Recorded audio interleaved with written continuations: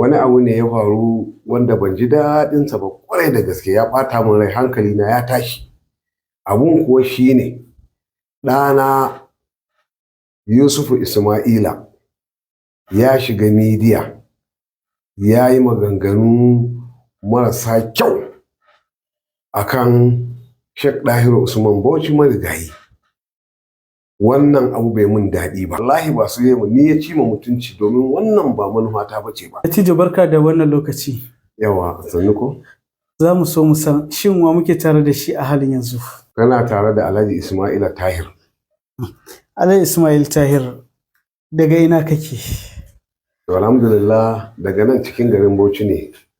Ina unguwar Jahun daidai wayar makafi inda ake ce a Women Center wayar makafi. Gidana yana wurin.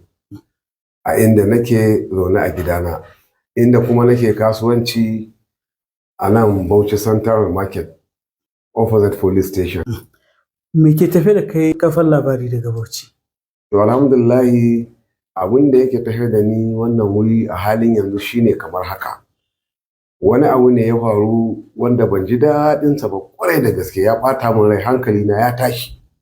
Abun kuwa shine ɗana Yusufu Isma'ila ya shiga midiya ya yi maganganu marasa kyau akan Sheikh Dahiru Usman Bauchi marigayi.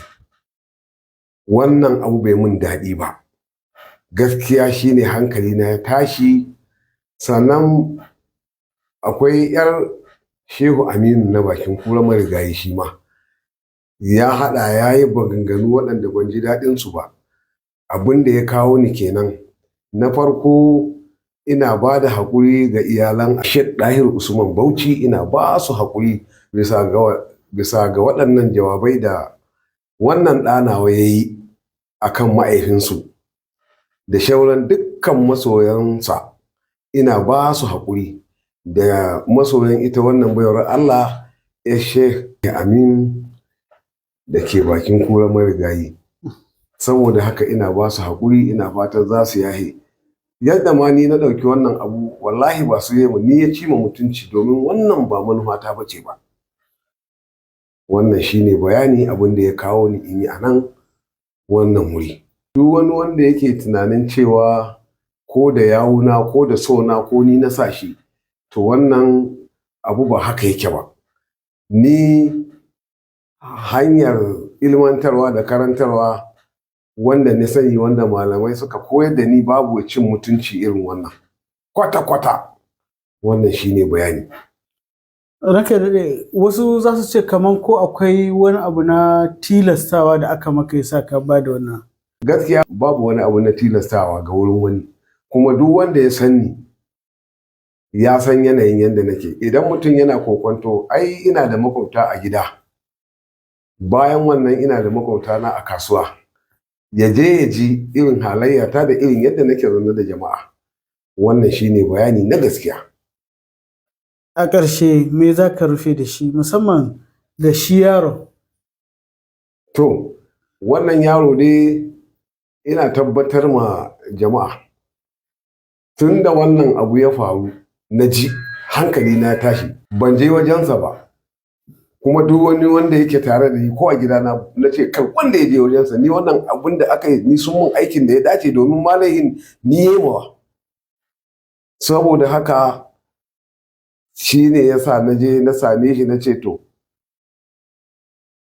wannan magana in dai har ya zamanto ya san zai ƙara, to ba zan ce komai, domin na san baya tare da ni.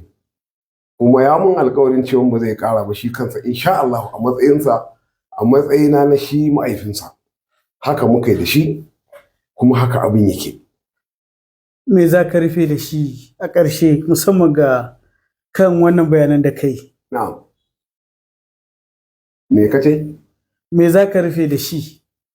To gaskiya abin da zan rufe da shi, Ubangijinmu Allah madaukin sarki, Allah shi da mu. Kuma wannan kurakurai manzo Allah sallallahu alaihi wasallam ce kullukum kada'una wa khairun kada'una at-tawwabuna. Dukkan mu za mu iya yin kuskure, amma mafifitan masu kuskure idan mutum ya gane kuskurensa ko aka fahimtar da shi to ya zama ya bari. Wannan shine abin da zan rufe da shi. Allah kuma ya taimake mu, Allah ya saka da alkhairi, Allah kuma ya bada ikon gyarawa, shi kuma Allah ya sa ya gyara. In ya gyara alhamdulillah, in bai gyara ba kan ba shi kenan sai rabu da shi ba. Wannan shine bayani na ƙarshe, kuma a nan zan tsaya dai a takaice.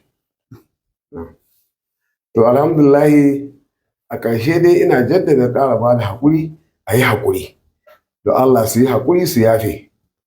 Wannan abin da zan rufe da shi kenan. Assalamu alaikum.